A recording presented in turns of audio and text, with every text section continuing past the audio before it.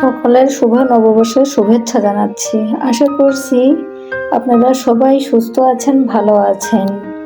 ঈদ অনেক ভালো কেটেছে আপনাদের। আমার না বেশি একটা ভালো কাটেনি ঈদ, কারণ আমি অনেক অসুস্থ ছিলাম এই কদিন।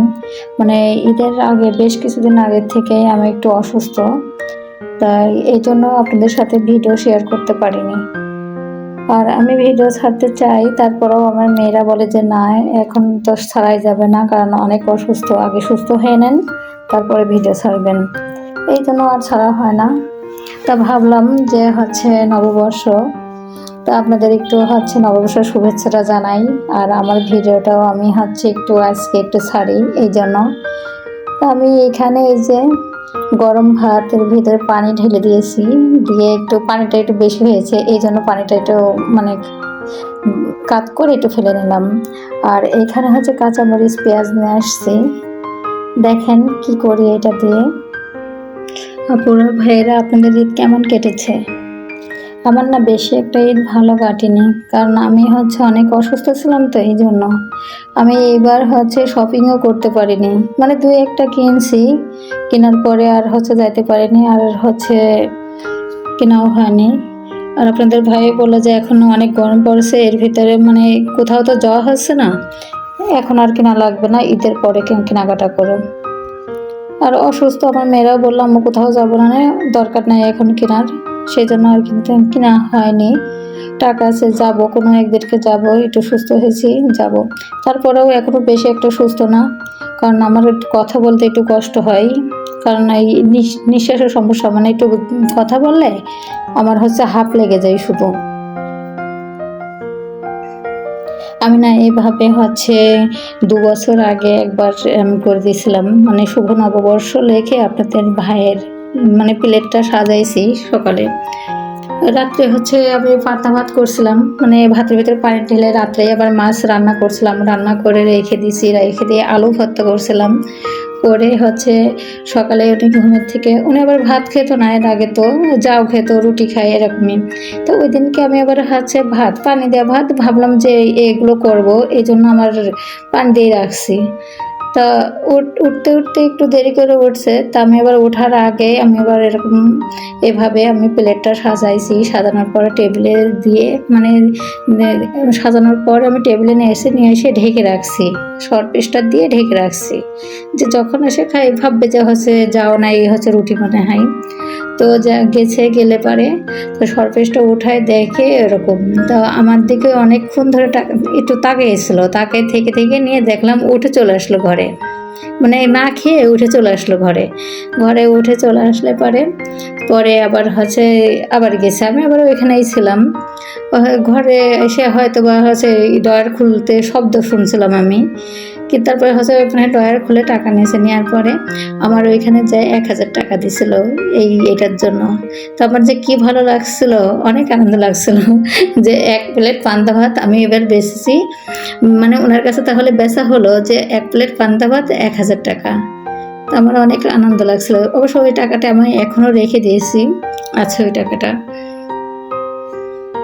তো কিছু কিছু জিনিস আছে, কিছু কিছু মুহূর্ত আছে অনেক ভালো লাগে, অনেক মানে স্মৃতি হওয়ার মতো একটা, যে ওইটা করছিলাম, ওইটা কিন্তু আমার মাথায় আসছিল না, হঠাৎ কি মনে হলো জানি না, তো ওই সময়টা ওইটা করছিলাম। তা করলে পরে তা ওনাকে আবার দেখলাম দিল, তা ভালো লাগছিল। তাই এটা তারপর শুনলাম যে এটা নাকি করতে হয় না, মানে নববর্ষ টবর্ষ এগুলো, তা আমি করিও না। তা আজকে দুপুরে ভাবলাম যে এটা করি, মানে রান্না করছি ইলিশ মাছ, ভুনা করছি। তা ভাবছি যে আপনাদের সাথেও তো আর অনেক দিন ধরেই মানে ভিডিও ছাড়া হয় না, একটু কথা হয় না, যোগাযোগ হয় না, তাই কি আর করব। তা এভাবে একটু মানে লেখে একটু শুভেচ্ছাটা জানাই শুভ নববর্ষের। তাই এটা তো আর আমি প্রথম দিন করিনি, এটা দ্বিতীয় দিন কেটটা। তার যে ভিডিওগুলো অন্যদিকে আছে ওই ভিডিওগুলো হচ্ছে শুধু হচ্ছে ইসের মানে রোজার আগের ভিডিও, এগুলা মানে রোজার আগের মানে হচ্ছে রোজার ভিতরকের ঈদের মানে হ্যাঁ এই আগে 22-23 রোজার আগের ভিডিও এগুলো। এখানে এই যে আলু ভর্তা করেছি, শুকনো মরিচ, কাঁচা পেঁয়াজ আর হচ্ছে লবণ হলুদ দিয়ে দুই টুকরা হচ্ছে পেঁয়াজ দিয়েছি। তারপর হচ্ছে ইলিশ মাছটা দিব। আর এইখানে হচ্ছে শুকনো মরিচ একটু ভর্তা করা আছে, এটাও হচ্ছে এখানে দিব। তো যারা ভিডিওটি দেখছেন তারা একটা লাইক দিবেন, কারণ আপনাদের একটা লাইক আমাকে আরও একটি নতুন ভিডিও বানাইতে উৎসাহিত করবে। আর আমার ভিডিও যদি আপনাদের কাছে একটুও ভালো লেগে থাকে তাহলে সাবস্ক্রাইব করে পাশে থাকবেন। বেল বাটনটি অন করে রাখলে আমি যে ভিডিওটাই দিব না কেন আপনাদের কাছে নোটিফিকেশন চলে যাবে। যাই হোক, ওইটাতেও হচ্ছে শেষ করলাম। করার পরে আমি এখানে ওই যে মানে রোজার ভিতরে করে রাখছিলাম ঈদের আগের ভিডিও এটা। তো এখানে আমি হচ্ছে মানে 1 চামচ আর 1 চামচের একটু কম মানে 1.5 চামচ মতো চিনি নিয়েছি এখানে। আর হচ্ছে 2-2.5 চামচ মতো পানি দিছি, দিয়ে এখানে হচ্ছে দারচিনি দিছি 2 টুকরা হচ্ছে এলাচ ফল হচ্ছে আমি দিয়েছি। দেওয়ার পরে একটু বলকটা উঠে তোলার পরেই আছে এটা। আর এখানে হচ্ছে বেসন আর পরিমাণ মতো একটু লবণ গুলাই নিচ্ছে এখানে নিয়ে আমি হচ্ছে 2 বাটিতে করছি। এক জায়গায় সাদা রাখছি আর এক জায়গায় যে একটু ফুড কালার দিয়েছি যাতে হচ্ছে কালার হয় এটা, এজন্য। আর আমি বেশি বানাবো না, অল্প বানাবো বিধায় আমি অল্প অল্প করে একটু গুলাই নিয়েছি। আর এখানে শুধু কিন্তু লবণ আর হচ্ছে একটু পানি দিতে হবে, বেসন, তাছাড়া আর কোনো কিছুই না। আমি কিছু দেইনি তাই দিয়ে এখানে যে ছোট ছোট যে জ্বালিয়ে যে মানে এগুলো আছে যেগুলো ভাজা বানাই মানে তেল থাকে, সেইটা আমি ছিদ্র ছিদ্র আলাগুলো নিয়েছি। নিয়ে এইখানে হচ্ছে যেই ব্যাটারটা করছিলাম আমি ওইটা ঢেলে দিয়েছি, দিয়ে তারপরে হচ্ছে ফুটফুট করে পড়েছে। আমি কিন্তু ঝাঁকাইনি কোনো কিচ্ছু না, ঝাঁকাইলে পরে কিন্তু লম্বা লম্বা হয়ে পড়ে, দেখতে সুন্দর দেখায় না। আর আমি যদি ঝাঁকাইনি বিধায় দেখেন খুব সুন্দর ছোট ছোট হয়ে মানে গোল হয়েছে, দেখতে সুন্দর দেখা যায়, মানে গোল গোল হয় যদি না ঝাঁকানো যায়। তো অনেক সুন্দর হয়েছে। আমি যেগুলো হয়েছে সেগুলো করে নিলাম, এরকম কালার আমি দুইবার হয়েছে আমার, দুইটাই করে নিয়েছি। আর এরপরে এই যে ফুড কালারটা দিচ্ছি, আর অল্প তো বানাইছি সেজন্য বেশি একটা না, আমি হচ্ছে ওই যে করছি সাদাটা আর এইখানে হচ্ছে যে ফুড কালারটা। তা এটা হচ্ছে একটু ঝাঁকি দিয়েই করতে হবে, কারণ লাস্টেরটা এই করতে গেলে তো লেগে থাকবে। তাই তো আমি আবার একটু হাত দিয়ে একটু ঘোরাই দিচ্ছি বিধায় আমার কিন্তু এখানে একটু লম্বা লম্বা কোয়ালিটির হচ্ছে যে, কারণ লম্বা কোয়ালিটির হলেও কিছু করার নেই, কারণ আমি তো এখানে হচ্ছে একদম লাস্ট ফিনিশিংয়ের এগুলো হচ্ছে একটু লম্বা হয়েছে। আর ওই সাদাগুলো কিন্তু খুব সুন্দর গোল হয়েছে এটা একেবারে। তো এই যে ভাজা হয়ে গেছে আমার সবগুলোই ভাজা, দেখতে খুব ভালো লাগছে লাল সাদা। আর এইখানে এই যে চুলার পরে হচ্ছে হালকা হিটে আমি দিয়ে রাখছিলাম, দিয়ে রেখে এটা কিন্তু জাল দিয়ে মানে খুব বড় কোটাতে হবে না, জাস্ট আমি ঢাললাম, ঢেলে একটু নেড়ে নিচ্ছি, নেড়ে নিয়ে আমি হচ্ছে ঢেলে ফেলবো। কারণ এটা যদি বড় কোটানো যায় তাহলে পরে কিন্তু এটা বেশি নরম হয়ে যাবে এটা, আর বেশি নরম হলে এবার এটা ভালো লাগে না খাইতে। আর এটা তো ভিজলে এমনিতেই নরম হয়ে যাবে। আমি এই যে ঢেলে নিলাম, হয়ে গেছে আমার এটা, দেখেন একেবারে পারফেক্ট হয়েছে। ওর ভিতরে একদম রস যে খুব বেশি আছে আবার যে রস কম আছে সেটা না, ঠিক হয়েছে একেবারেই। আর এই যে টেনে নিয়েছে। আর আমি এলাচ ফলগুলো ফেলে দিয়েছি, আমি একটু খাইছি, মানে খালাম করে ইফতারের সময়, অনেক ভালো লাগছিল খেয়ে। আর আমার মেয়েরা তো খাবে না, আমি একটু খাইছি। আর আপনাদের ভাইয়ের জন্য যে একটু খুলে দিলাম, খুলে দিয়ে তারপরে হচ্ছে এটা আবার হচ্ছে করছি এটা আবার হচ্ছে দুপুরের আবার রান্না করলাম, মানে ওই এটা বানাইছি, এটা তো হচ্ছে দুপুরের বানাইছি 12টার দিকে। 12টার দিকে বানানোর পর আমি এখানে হচ্ছে পুঁটি মাছ আর হচ্ছে কাঁচা মরিচ পেঁয়াজ এগুলো দিয়ে খালি হচ্ছে এটা চচ্চড়ি করব। আপনাদের ভাই বললে একদম শুকনা ঝাল একটু বেশি করে দিবা, দিয়ে একদম শুকনা করে করবা পোড়া মতো, ভালো লাগবে। আমি কিন্তু এখানে কোনো মশলা বাটা দেয়নি, পেঁয়াজ রসুন জিরা কোনো কিছুই দিইনি, খালি একটু ঝাল আর পেঁয়াজ খুব ভালো করে একটু মাখিয়ে নিয়েছি, লবণ পরিমাণ মতো লবণ আর হলুদটা দিয়ে মাখালাম। মাখানোর পরে আমি একটু তেল দিলাম, তেল দেওয়ার পরে মাছগুলো দিয়ে আলতো হাতে একটু মাখাই একটু পানি দিয়ে দিয়েছি, দিয়ে ঢেকে মানে রান্নাটা করলাম। আমার মায়েরও আমি দেখেছি সসটি করতে গেলে কোনো মশলা দেয় না বেটে, কজ বাটার থেকে এমনিই ভালো লাগে।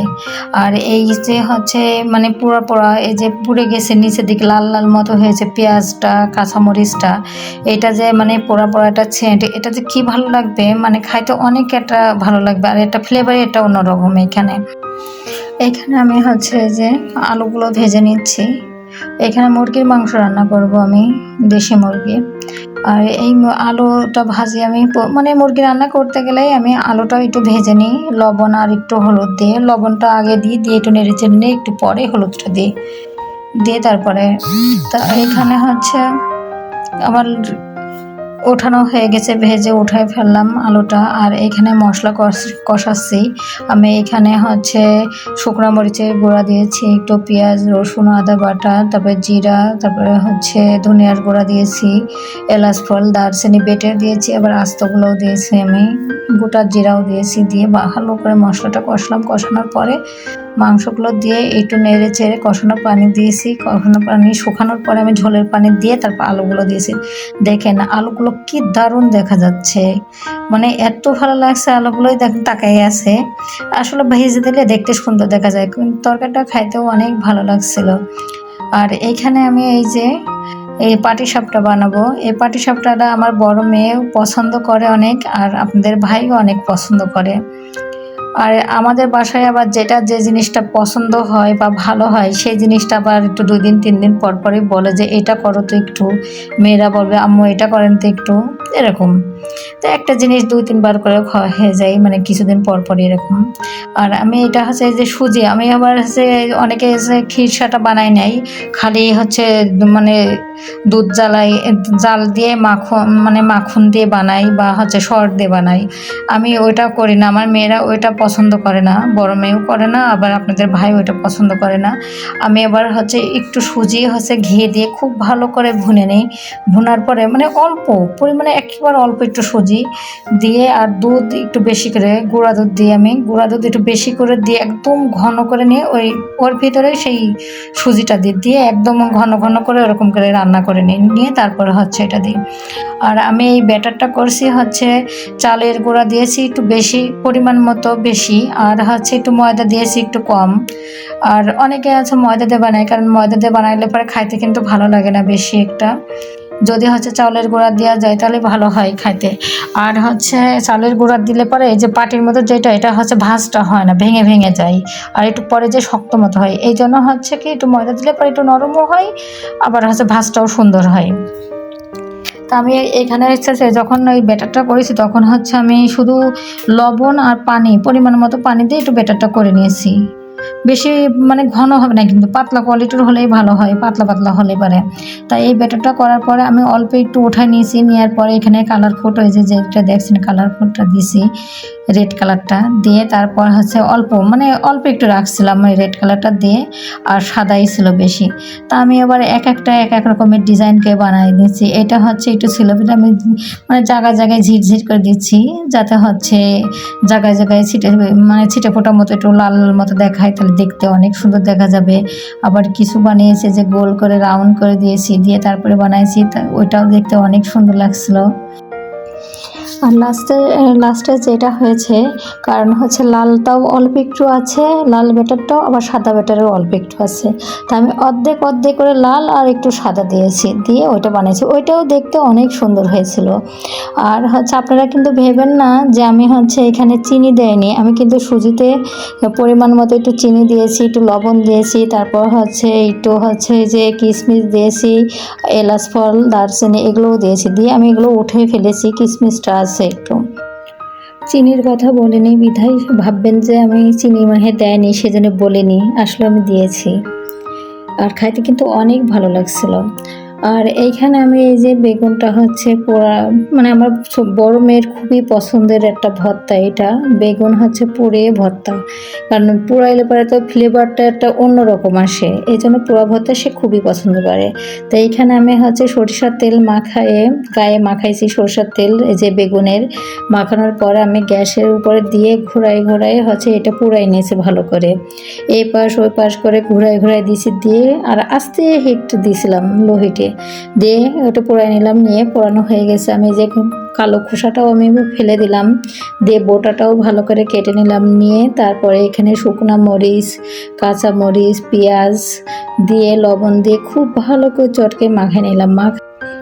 ভর্তা নাকি যত মাখানো যায় ততই নাকি ভালো লাগে। আমিও আজকে ভাবছি যে আজকে আমি অনেক মাখাবো, যে দেখি ভর্তা ভালো হয় কিনা। তা সত্যি সত্যি অনেক ভালো লাগছিল। আমার মেয়েও বললো অনেক ভালো লেগেছে, আমার হাজব্যান্ড মানে আপনাদের ভাইও অনেক বলেছে অনেক মজা লাগছিল। যাই হোক, খাইতে কিন্তু অনেক ভালো লাগছিল সত্যি সত্যি। আজকের ভিডিওটি দেখার জন্য আপনাদের অসংখ্য ধন্যবাদ। আসসালামু আলাইকুম, আল্লাহ হাফেজ।